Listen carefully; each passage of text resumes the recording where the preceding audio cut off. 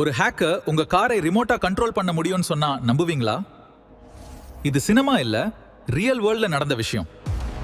வணக்கம், இது சைபர் NXT. இன்று நாம் பார்க்க போவது கார் ஹேக்கிங் எப்படி நடக்குது, என்னென்ன டைப்ஸ் ஆஃப் அட்டாக்ஸ் இருக்கு, ரியல் வேர்ல்ட் எக்ஸாம்பிள்ஸ் மற்றும் இது உங்களுக்கு என்ன இம்பாக்ட் கொடுக்கும். இப்போ modern vehicles internet sensor software use பண்ணி ஒர்க் பண்ணுது. மொபைல் ஆப் கனெக்ட் ஆகும், GPS டிராக்கிங் இருக்கும், கிளவுட் சிஸ்டம்ஸ் யூஸ் ஆகும். இதை தான் கனெக்டட் கார்ஸ் சொல்றாங்க. இது கன்வீனியன்ஸ் கொடுக்குது, ஆனா செக்யூரிட்டி ரிஸ்க் கூட அதிகம். ஆட்டோமொபைல் இண்டஸ்ட்ரியில பல வகை சைபர் அட்டாக்ஸ் நடக்க வாய்ப்பு இருக்கு. Remote keyless entry attack, car remote signal capture பண்ணி அன்லாக் பண்ணலாம். கார் ப்ளூடூத் சிஸ்டம்ல வல்னரபிலிட்டி இருந்தா ஆக்சஸ் கிடைக்கும்.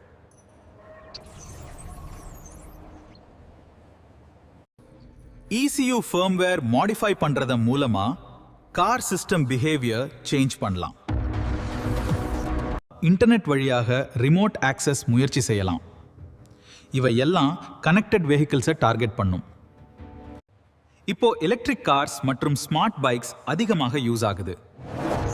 இதுல வல்னரபிலிட்டி இருந்தா பேட்டரி பெர்ஃபார்மன்ஸ் அஃபெக்ட் ஆகலாம், சார்ஜிங் மிஸ்யூஸ் ஆகலாம், ரிமோட் ஆக்சஸ் கிடைக்கலாம். அதனால் EVல கூட சைபர் செக்யூரிட்டி மிகவும் முக்கியம். இதனால் ஒரு சாதாரண யூசருக்கு என்ன பாதிப்பு? லொகேஷன் ட்ராக்கிங், உங்கள் வெஹிக்கிள் எங்க இருக்குன்னு ட்ராக் பண்ண முடியும். உங்கள் மூவ்மெண்ட்ஸ் தெரிஞ்சுக்கலாம். உங்கள் personal data, login details steel ஆகலாம். ஃப்ராட் நடக்க வாய்ப்பு இருக்கு. சிஸ்டம் கண்ட்ரோல் இஷ்யூஸ், சில அட்வான்ஸ்ட் கேசஸ்ல வெஹிக்கிள் சிஸ்டம் பாதிக்கப்படலாம். இது சேஃப்டிக்கு ப்ராப்ளம்.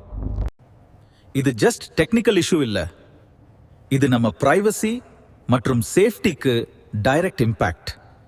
அதனால் ஆட்டோமோட்டிவ் மற்றும் EV இண்டஸ்ட்ரியில சைபர் செக்யூரிட்டி மிகவும் முக்கியமானது. ஃபியூச்சர்ல இதற்கான டிமாண்ட் இன்னும் அதிகரிக்கும். நெக்ஸ்ட் வீடியோல மால்வேர் என்ன, வல்னரபிலிட்டி என்ன, ஹேக்கர்ஸ் அதை எப்படி யூஸ் பண்ணுவாங்க என்று டீட்டெயிலா பார்க்கலாம்.